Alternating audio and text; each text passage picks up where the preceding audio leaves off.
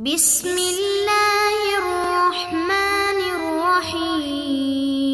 بسم الله الرحمن الرحيم. الحمد لله رب العالمين والعاقبة للمتقين والصلاة والسلام على أشرف الخلق والمرسلين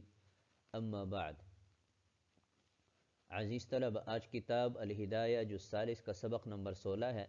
اور یہ سبق جنس ما يدخل فی البیع تبعا وما لا يدخل کے متعلق ہوگا،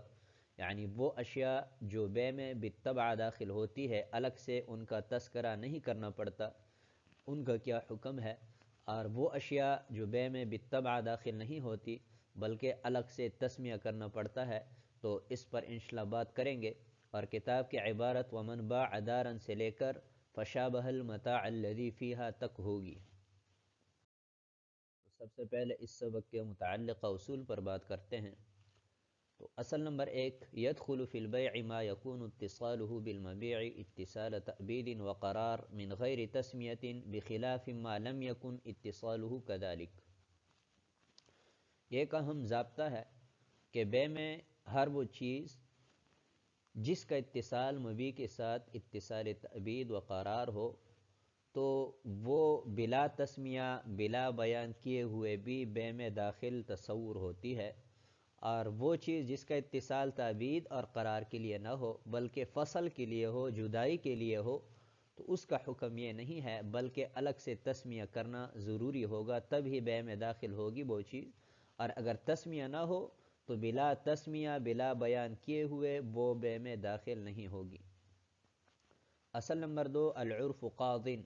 عرف جو ہے اس کی بنیاد پر ہم بہت سارے معاملات کو ترجیح دیتے ہیں، عرف کی بنا پر بہت سارے احکامات کی بنا ہے۔ اصل نمبر 3، تسلیم العوض کا تسلیم المعوض۔ عوض حوالہ کرنا یہ ایسا ہے گویا کہ معوض حوالہ کی گئی۔ مثلا کسی شخص نے زمین اجارے پر دی، تو ابھی اس زمین کی جو اجرت ہے یہ مالک کو حوالہ کرنا یہ ایسا ہے گویا کہ اس کی زمین اس کو حوالہ کی گئی، تو اس پر بھی انشاءاللہ بات کریں گے۔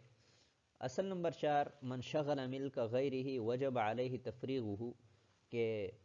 اگر کسی نے کسی کی ملکیت کو مشغول کر رکھا ہے تو ابھی اس کے ذمہ واجب ہے کہ اس کی ملکیت کو فارغ کر دے، خالی کر دے، اور اصل مالک کو حوالہ کریں۔ اصل نمبر 5، ما کان من المباینات ولم یکن من المرافق لا يدخل فی البیع الا بالتسمیہ، کہ ہر وہ چیز جو مباینات کے قبیل میں سے ہو، یعنی مبیع کے ساتھ اتصال نہ ہو بلکہ مبیع سے وہ بائن ہو، جدا ہو، اور مرافق میں سے بھی نہ ہو، تو وہ بے میں تسمیہ کے بغیر داخل نہیں ہوتی، تو اس پر بھی انشاءاللہ عبارت میں بات کریں گے۔ آتے ہیں فصول کی طرف۔ ما يدخل فی البیع تبعا وما لا يدخل، کہ ہر وہ چیز جو بالطبع بے میں داخل ہوتی ہے اور وہ اشیاء جو بلا تسمیہ بے میں داخل نہیں ہوتی، تو اس جنس کو ہم نے کل 6 فصول میں تقسیم کیا ہے، تو بالترتیب بات کرتے ہیں ان فصول پر۔ فصل نمبر 1، بیع الدار۔ اگر کسی نے دار کی بیع کی تو اس میں جو عمارت ہے وہ بلا تسمیہ داخل ہوگی کہ نہیں ہوگی، تو حکم یہ ہے کہ يدخل البناء فیہ من غیر تسمیۃ، کہ بلا تسمیہ بھی وہ عمارت داخل ہوگی، کیونکہ بنا کا جو اتصال ہے وہ اتصال قرار و تعبید ہے، اور انشاءاللہ سبق میں اس پر بات کریں گے۔ بیع دار لہا طریق او ارض لہا شرب۔ دار کی بیع کی گئی کہ ایسا دار جس کا کوئی راستہ ہو، اس راستے سے عمومی راستہ مراد ہے، او ارض یا زمین کی بیع ہو، ایسی زمین کہ جس کے لیے کوئی چشمہ ہو جس کے ذریعے اس کو سیراب کیا جاتا ہو، یا کوئی اور سیرابی کا ذریعہ ہو، تو کیا یہ طریق اور شرب بلا تسمیہ بے میں داخل ہوں گی کہ نہیں ہوں گی؟ تو حکم یہ ہے کہ يدخل فی البیع بذکر الحقوق والمرافق، کہ یہ دار میں راستہ اور زمین میں شرب تب داخل ہوں گے کہ جب بے میں حقوق اور مرافق کا ذکر کیا جائے۔ مثلا یوں کہا جائے کہ یہ دار اور زمین میں آپ کو اس زمین اور دار کی تمام حقوق اور مرافق سمیت فروخت کرتا ہوں، تب تو یہ 2 چیزیں داخل ہوں گی، بصورت دیگر داخل نہیں ہوں گی۔ بیع شیء لہا مرافق مباینۃ لا ينتفع بها الا بذلك الشیء کالمفتاح۔ کسی ایسی چیز کی بیع کرنا کہ اس کے مرافق ہو اور وہ مرافق مبی سے جدا ہو، لیکن اس مبی سے فائدہ بلا ان مرافق کے حاصل کرنا ممکن نہ ہو، تو یدخل فی البیع من غیر ذکر، وہ چیز یعنی جو مبینات کی قبیل میں سے ہے، مرافق کی قبیل میں سے ہے، وہ بھی بلا تسمیہ بے میں داخل ہوگی۔ مثلا کسی نے تالا خریدا تو اس کی جو چابی ہے وہ بلا تسمیہ بلا ذکر کیے وہ چابی بھی بے میں داخل ہوگی۔ اگلی 3 فصول اسی جنس کے متعلق ہے۔ تو فصل نمبر 1، بیع اشجار فیہا ثمار، درختوں کی بے کی گئی لیکن ان درختوں پر پھل لگے ہوئے ہیں، تو کیا وہ پھل ان درختوں کی بے میں داخل ہوں گی کہ نہیں ہوں گی؟ تو کہہ رہے لا يدخل الثمار فیہ من غیر تسمیۃ، اگر پھلوں کا نام لیا ہے تب تو وہ داخل ہوں گی، بلا تسمیہ بلا بیان کیے وہ درختوں کی بے میں داخل نہیں ہوں گی۔ بیع ارض فیہا اشجار، زمین فروخت کی گئی اور اس زمین میں چند درخت ہے، تو کیا وہ درخت اس زمین کے بے میں بلا تسمیہ داخل ہوں گی کہ نہیں ہوں گی؟ تو تدخل الاشجار من غیر تسمیۃ، یہ اشجار اس زمین کی بے میں بلا تسمیہ داخل ہوں گی، کیونکہ ان اشجار کا جو اتصال ہے زمین کے ساتھ وہ اتصال قرار ہے، اتصال تعبید ہے۔ بیع ارض فیہا زرع، ایسی زمین کی بے کرنا کہ جس میں کھیتی ہو، تو کیا یہ کھیتی بلا بیان کیے زمین کے بے میں داخل ہوگی کہ نہیں ہوگی؟ کہ لا يدخل فی البیع الا بالتسمیہ، کہ یہ بے میں تب ہی داخل ہوگی کہ جب نام لیا جائے، کیونکہ جو فصل ہوتی ہے کھیتی، اس کا تعلق زمین کے ساتھ اتصال تعبید نہیں ہے بلکہ اتصال للفصل ہے، جدائی کے لیے ہے، اس لیے تسمیہ ضروری ہوگا۔ آتے ہیں عبارت کی طرف۔ تو فصل فی بیان ما يدخل تحت البیع، قال ومن باع دارا دخل بناؤها في البيع وإن لم يسمه، لأن اسم الدار يتناول العرصة والبناء في العرف، ولأنه متصل بها اتصال قرار فيكون تبعا لها، قال ومن باع أرضا دخل ما فيها من النخل والشجر وإن لم يسمه، لأنه متصل بها للقرار فأشبه البناء، قال ولا يدخل الزرع في بيع الأرض إلا بالتسمية لأنه متصل بها للفصل فشابه المتاع الذي فيها۔ یہ فصل ان اشیاء کی بیان میں ہے کہ جو بے میں بالطبع داخل ہوتی ہے اور جو بالطبع داخل نہیں ہوتی۔ تو امام قدوری رحمۃ اللہ علیہ نے کہا کہ اگر کسی شخص نے دار فروخت کیا، مکان فروخت کیا، تو بلا تسمیہ اس کی عمارت بھی بے میں داخل ہوگی، اس لیے کہ عرف میں دار عمارت اور صحن دونوں کو شامل ہے، اور اس لیے کہ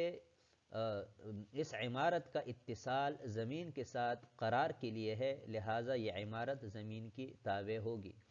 اور امام قدوری رحمۃ اللہ علیہ نے کہا کہ اگر کسی شخص نے زمین فروخت کی تو اس زمین میں جو کھجور کے درخت ہے اور دوسرے درخت ہے وہ بلا تسمیہ بے میں داخل ہوں گی، اس لیے کہ ان درختوں کا اتصال زمین کے ساتھ قرار کے لیے ہے، لہٰذا یہ بنا کی مانند ہوئی۔ اور امام قدوری رحمۃ اللہ علیہ نے کہا کہ زمین کی بے میں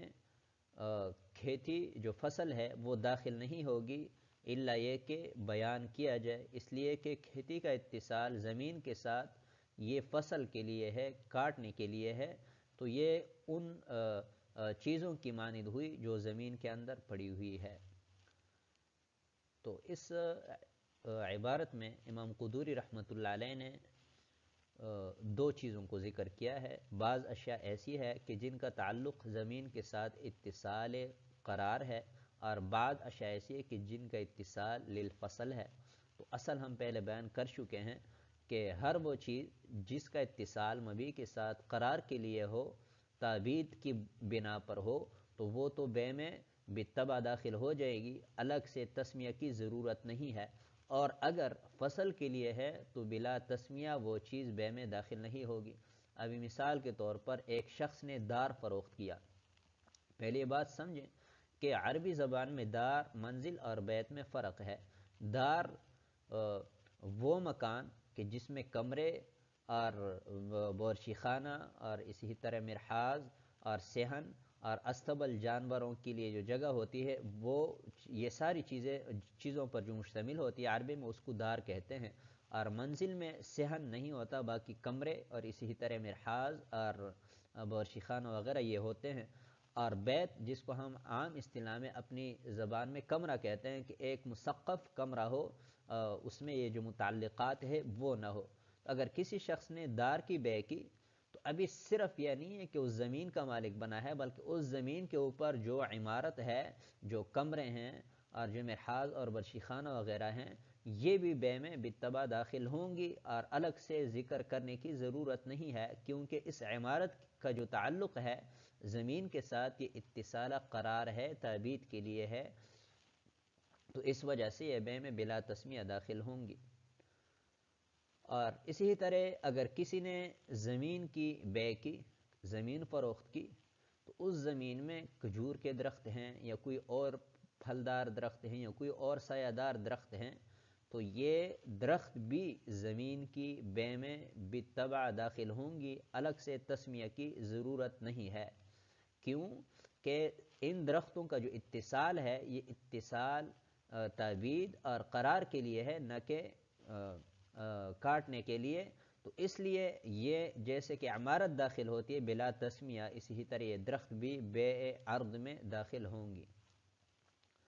اور اگلا مسئلہ یہ بیان کیا ہے کہ اگر کسی شخص نے زمین کی بے کی لیکن اس زمین پر فصل بھی ہے، گندم کی ہے یا کوئی اور فصل ہے، تو کیا یہ فصل بلا تسمیہ اس میں داخل ہوگی کہ نہیں ہوگی؟ تو ہم اصل پڑھ چکے ہیں کہ بلا تسمیہ داخل نہیں ہوگی۔ کیوں کہ یہاں پر جو کھیتی کا تعلق ہے زمین کے ساتھ وہ فصل کے لیے ہے، کاٹنے کے لیے ہے، قرار اور تعبید کے لیے نہیں ہے۔ لہٰذا یہ ایسا ہی ہوا کہ کسی شخص نے زمین فروخت کی اور اس زمین میں اس کا کچھ سامان پڑا ہوا تھا، تو جیسا کہ وہ سامان اٹھا کر جو ہے گھر لے جاتا ہے اور زمین حوالے کرتا ہے، اور سامان جو ہے وہ بے میں داخل نہیں ہوتا، اسی ہی طرح یہاں پر بھی صرف زمین مشتری کے حوالے ہوگی، جو اوپر فصل ہے وہ بلا تسمیہ بلا بیان کیے ہوئے بے میں داخل نہیں ہوگی۔ تو آج کے سبق کو ہم اسی پر ختم کرتے ہیں۔ والسلام علیکم ورحمۃ اللہ وبرکاتہ۔